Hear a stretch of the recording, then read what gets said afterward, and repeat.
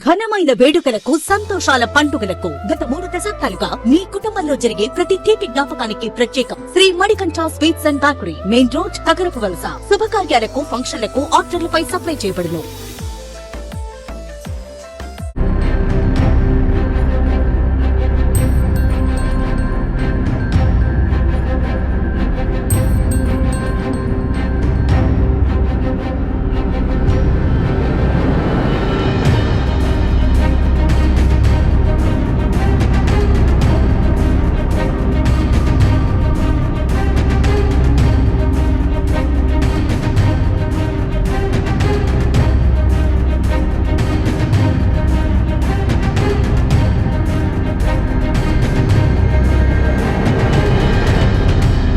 విశాఖలో ఉద్రిక్తత వాతావరణం నెలకొంది.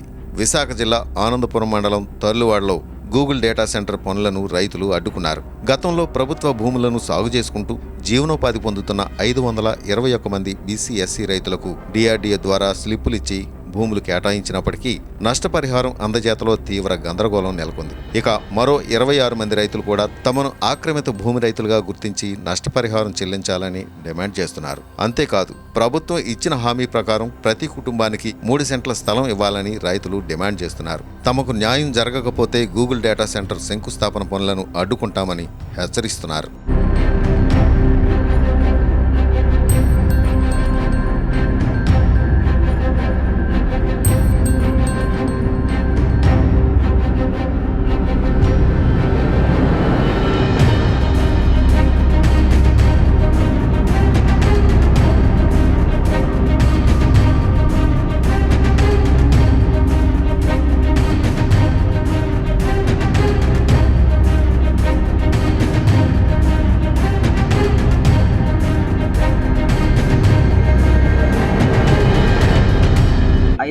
ఒక మందికి డిఆర్డీఏ సిప్పుల కింద చంద్రబాబు నాయుడు 1990లో తోక సిప్పుల కింద ఇచ్చారు. మనిషికి ఎకరం చొప్పున ఒక్కొక్క రైతుకి, ఒక్కొక్క కుటుంబానికి.